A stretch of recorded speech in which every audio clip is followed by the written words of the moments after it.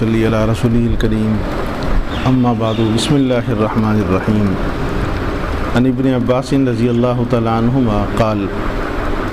حضرت عبداللہ بن عباس رضی اللہ تعالیٰ عنہما سے مروی ہے، فرماتے ہیں کنت خلف النبی صلی اللہ علیہ وآلہ وسلم یوما، ایک دن میں جناب نبی کریم صلی اللہ علیہ وآلہ وسلم کے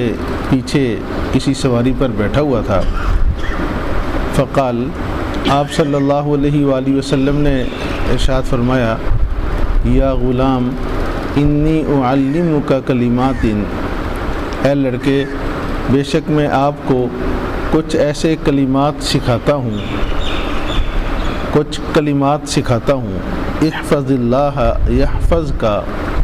تم اللہ کے ان کلمات کی حفاظت کرنا، اللہ تمہاری حفاظت کرے گا۔ احفظ اللہ تجدہ تجاہک، پہلی بات یہ کہ تم اللہ کے قوانین کی حفاظت کرنا تو اللہ کو اپنے سامنے پاؤ گے۔ اذا سألت فاسأل اللہ، جب آپ سوال کرو تو صرف اللہ سے سوال کرو۔ وَإِذَا اسْتَعَنْتَ فَاسْتَعِنْ بِاللَّهِ، اور جب تم مدد چاہو تو صرف اللہ سے مدد چاہو۔ وَاعْلَمْ، اور جان لو، أَنَّ الْأُمَّةَ لَوْ اجْتَمَعَتْ عَلَىٰ أَن يَنْفَعُوكَ بِشَيْءٍ لَن يَنْفَعُوكَ إِلَّا بِشَيْءٍ قَدْ كَتَبَهُ اللَّهُ لَكَ، یہ بات ذہن میں رکھو کہ بے شک ساری امت اگر اس بات پر جمع ہو جائے کہ وہ آپ کو کسی بات کا نفع پہنچا دے تو وہ آپ کو نفع نہیں پہنچا سکتی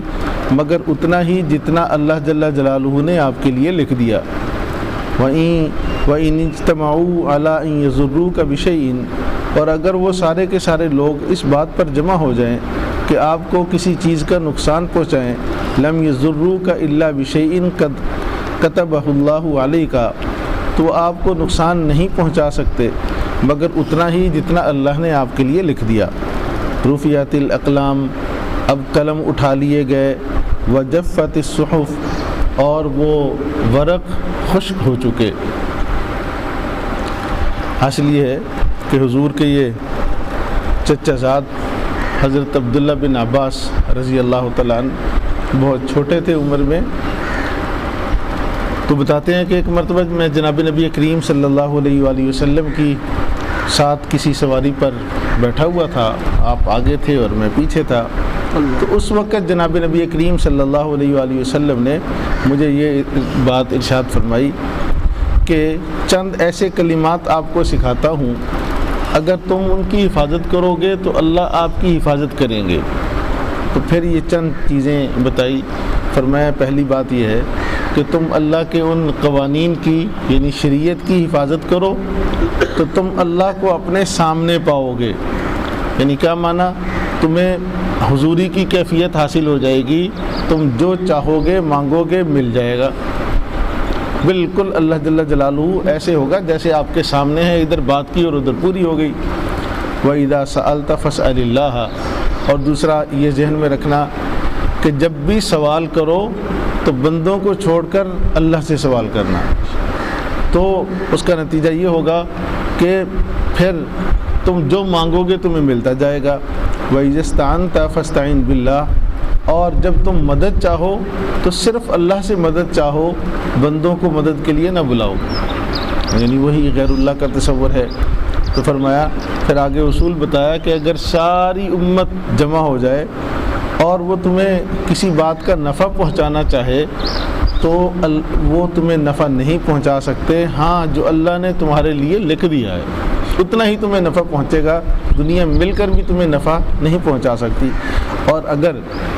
ساری امت اس بات پر جمع ہو جائے کہ تمہیں نقصان پہنچائے تو وہ اتنا ہی آپ کو نقصان پہنچا سکتی ہے جتنا تیرے مقدر میں لکھا جا چکا۔ وہی بات آگے فرمائی کہ تقدیر کے قلم نے جو لکھ دیا وہ لکھ دیا، اب کاغذ خشک ہو چکے، اسے کوئی بدل نہیں سکتا۔ تو ہمیشہ ان اصولوں کے تحت زندگی اگر بسر کرو گے، فرمایا قدم قدم پر تمہاری دستگیری بھی ہوگی، تمہاری مدد بھی ہوگی۔ تو بہت اہم نصیحت ہے کہ انسان کی جب بھی نظر اٹھے تو سب سے پہلے اللہ تعالیٰ کی ذات کی طرف، باقی وہ جو اسباب کی حد تک اطلاع ہے وہ کسی کو بھی آپ کر سکتے ہیں، لیکن آپ کی ہمیشہ نظر اللہ تعالیٰ کی ذات پر رہے۔ تو غلطی یہاں سے شروع ہوتی ہے کہ انسان کسی بھی مقصد کی طرف اگر بڑھتا ہے اور اس کے لیے یہ سوچتا ہے کہ فلاں فلاں لوگ میرے کام آ جائیں گے، تو اللہ تعالیٰ جو ایمان والے ہیں ان کی یہیں سے اصلاح فرما دیتا ہے کہ وہ تو ان کے کام نہیں آتے، کم از کم وہ لوگ ان کے کام نہیں آتے۔